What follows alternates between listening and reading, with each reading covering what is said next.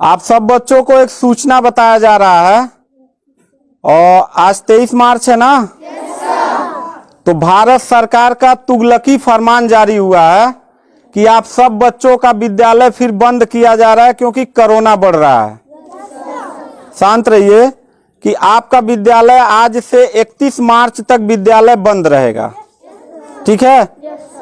और आप सब लोगों को बताना चाहेंगे कि यही काम पिछले साल भी हुआ था कि एक हफ्ते के लिए लॉकडाउन किया जाएगा जब आपका एनुअल एग्जाम चल रहा था, और तब से लेके पूरा साल जो था वो विद्यालय बंद हो गया, जिससे आपकी पढ़ाई बहुत ज्यादा नुकसान हुआ। और इस साल जब विद्यालय खुला, आपने किताब कॉपी अपना सारा व्यवस्था कर लिया, तब हमारे तुगलकी फरमान जो हमारे सरकार हैं वो अब आदेश कर दिए कि अब फिर जो है कि ये विद्यालय फिर बंद होगा। माननीय योगी आदित्यनाथ महाराज जी, मैं आपसे पूछना चाहता हूं कि आप बच्चों के भविष्य के साथ और जो प्राइवेट अध्यापक विद्यालय में पढ़ा के अपनी रोजी रोटी कमा खा रहे हैं, उनके पेट पे लात क्यों मार रहे हैं? इन बच्चों के भविष्य के साथ खिलवाड़ क्यों कर रहे हैं?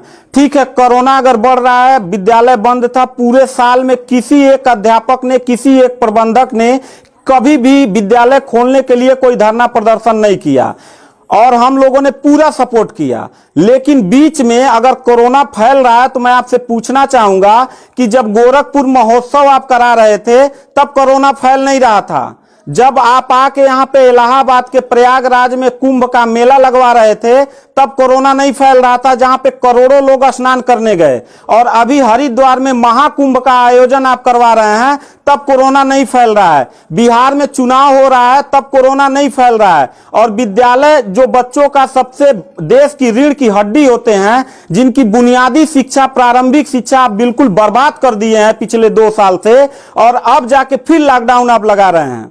तो आपसे पूछना चाहेंगे कि बच्चों के भविष्य के साथ आप मैच क्यों खेल रहे हैं? ये जितने भी बच्चे हैं, अगर 1 मार्च आप 1 अप्रैल बोले हैं, 1 अप्रैल तक अगर विद्यालय नहीं खुला तो इन सारे बच्चों को लेके मैं रोड पे बैठ जाऊंगा। ये मैं आपको खुला चैलेंज कर रहा हूं, क्योंकि बात सिर्फ मेरे तक का नहीं है, इन सारे बच्चों का भविष्य है।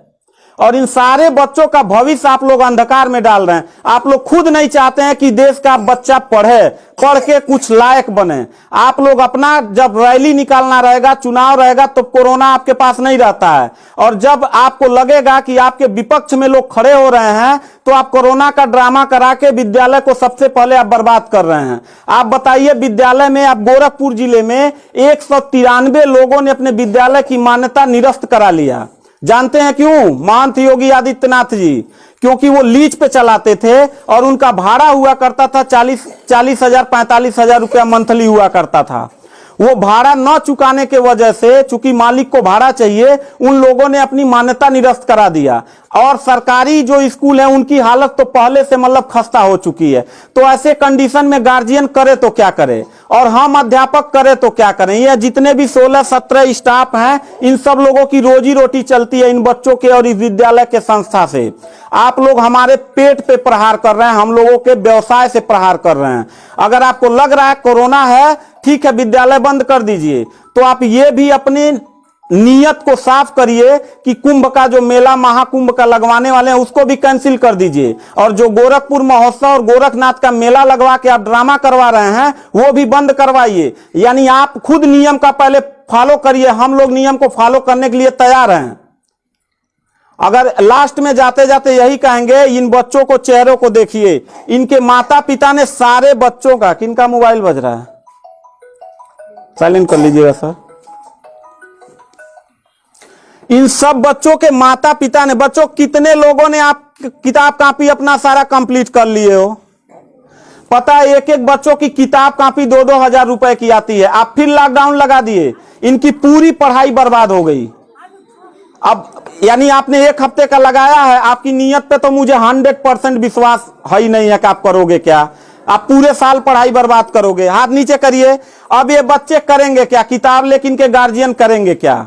हम लोगों ने पूरा कोऑपरेट किया सरकार को। जितना दिन लॉकडाउन लगा था उतना दिन का मैंने पूरे सभी विद्यालय के लोगों ने शुल्क माफ कर दिया, क्योंकि गार्जियन के ऊपर कोई लोड न पड़े। हम लोगों ने टीचरों को पेमेंट नहीं किया, क्योंकि हम लोगों ने जब फीस नहीं लिया तो पेमेंट कहां से करें।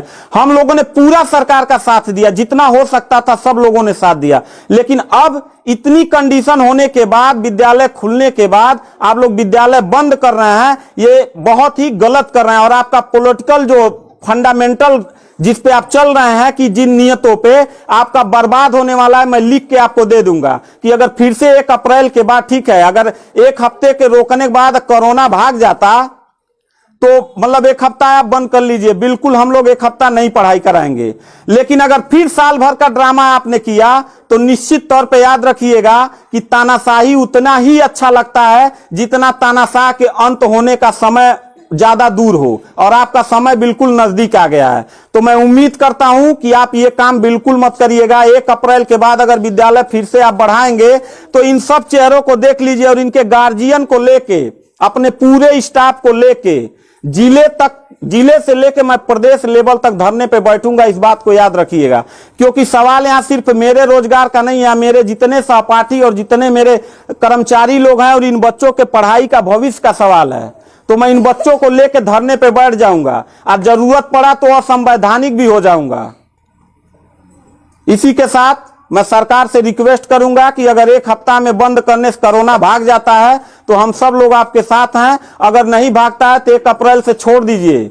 हम लोगों को कोरोना होगा, मरेंगे, क्या करेंगे वो हम लोगों की रिस्पांसिबिलिटी है। आपको इतना चिंता करने की जरूरत नहीं है, क्योंकि कोरोना में लॉकडाउन लगाने के बाद खाना हम ही लोग पहुंचाएंगे, लोगों के आने जाने की व्यवस्था हम ही लोग करेंगे, उनके दवा दारू की व्यवस्था हम ही लोग करेंगे। आप सिर्फ ड्रामा करेंगे, सिर्फ थरिया पिटवाएंगे और मोमबत्ती जलवाएंगे, इससे ज्यादा तो आपकी कुछ औकात है ही नहीं है।